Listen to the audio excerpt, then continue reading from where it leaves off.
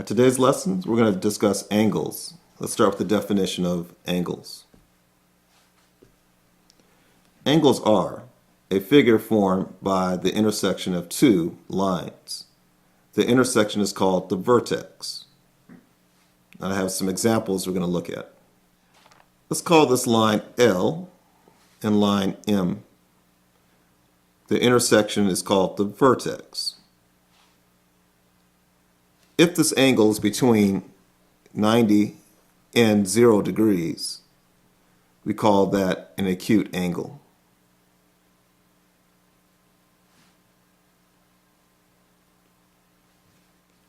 All right, let's call these two lines G and line B.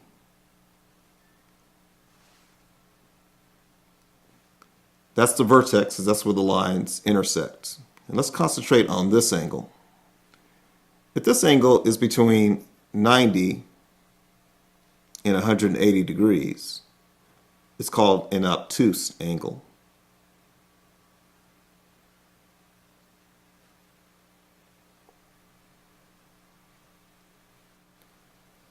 If two lines, let's say L and N, intersect and form a 90-degree angle, when you see the symbol, that means it's 90 degrees.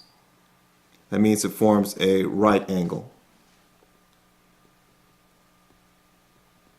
Right angles are always 90 degrees. And the last angle I want to look at is a straight angle. Let's say these two lines meet here, and that's the vertex, and they form a straight line. Then that's called a straight angle.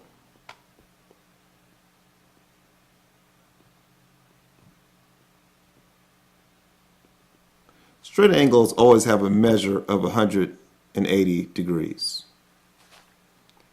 All right, this concludes our lesson for today.